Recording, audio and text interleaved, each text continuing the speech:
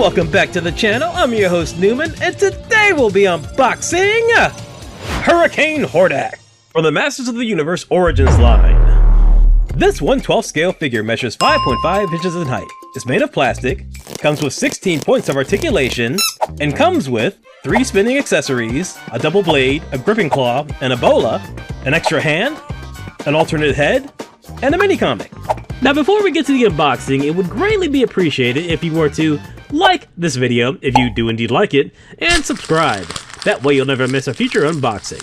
Now, I was fortunate enough to purchase this early via Club Grayskull and Mattel Creations. I've actually had this figure for a while. I had this review filmed, but that's when the Scaremare came in, so I decided to prioritize that and have that review come out first. So that's why I'm doing this one a little bit later than everyone else, even though all my reviews are, I guess, kind of late. The packaging is reminiscent of the other deluxe figures in the Masters of the Universe Origins line, such as Boss Man, Cyclone, and Horror Trooper Prime. There's some great artwork on the back featuring Dragstore and Despara, surprisingly. So maybe we'll get a Despara in Origins form. The sides of the package also have some artwork of some lizards. If they are of significance, I am not aware of it, so I apologize if they are some Easter eggs that I'm just not familiar with. So let's go ahead and get this thing opened up. And on the side, we have some instructions, sort of the spinning aspect of his action feature.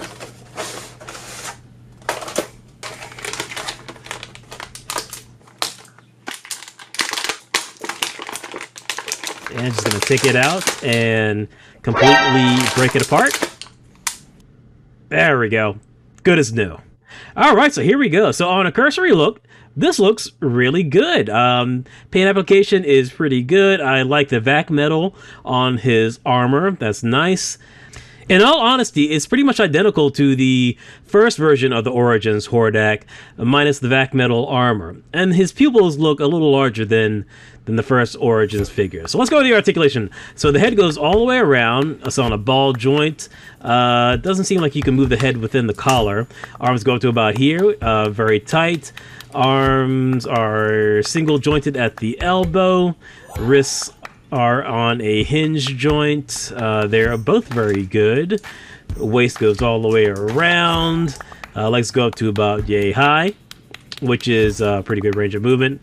Knees are single jointed as well, but they seem a little loose for my liking. Ankles have a good range of movement, good rocker on there. We got cuts at the boot. Alright, so a pretty standard articulation for an Origins or a Cartoon Collection figure. Nothing outstanding. Those knees kind of bother me, to be perfectly honest. I'm not a big fan of those. They seem a little too loose. Alright, so now we're going to go ahead and take a look at all of his deluxe accessories. They're going to start off with this grappler spinner, which looks pretty good. It's all in one color red plastic. Nice design, no issues there. There's the blade spinner. Looks nice. Here is the extra gauntlet hand with the spinning mechanism. Looks really good. I do like this. Looks really good. Paint's good. Good sculpt. The bolo, which I like, looks good. The sculpt is good. All one color paint. And here's the extra head, which I don't know how a lot of people are going to feel about this, but I really like this head. I prefer it, actually. I think it's a great sculpt. I think the paint application is excellent. And I think it's just an overall very nice design. It may be a little reminiscent of the Shera Netflix series, but I really like it. And here's a mini comic that it comes with. Let's get this cut open. And we're going to take a little look at it. The artwork is fantastic. The artwork for this is really good. And in fact, both this and the Scaremare mini comic both had very excellent artwork, and this is no different. Oh, I like that shot of Hordak with his hurricane arm up in the air. It's fantastic. So let's go ahead and get this stuff in motion. Let's get one of these effects on here. And okay, it spins really well. All right, nice. You know, it's nothing too complicated. Let's try the blade effect. Also very good. You know, sometimes there's beauty and simplicity within design and function and form, and I really like this. Try the grappler. This is probably my least favorite.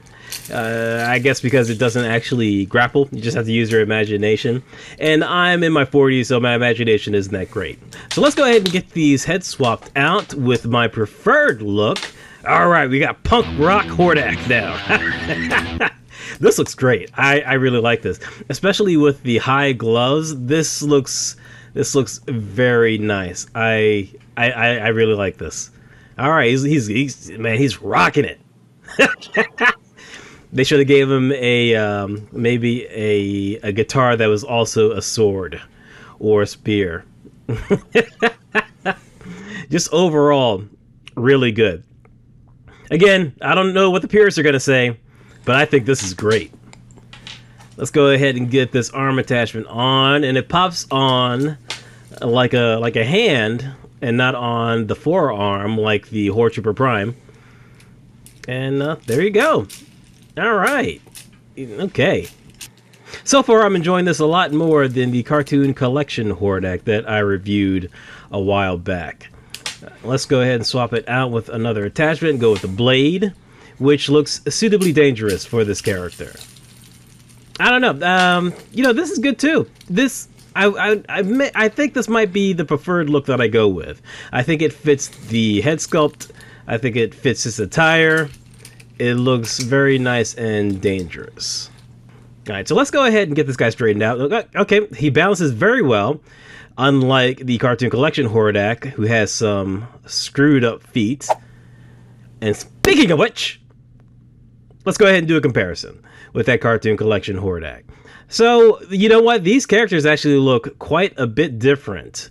I suppose you could actually build your own perfect Hordak with the different pieces from the various Hordak figures. I really only have this Hordak on box. I don't have the other Origin figures on box. And I don't think that this punk rock head sculpt would work with the blue on the Cartoon Collection Hordak, because I really want to swap out that head. I had some pretty shoddy painting on my Cartoon Collection Hordak.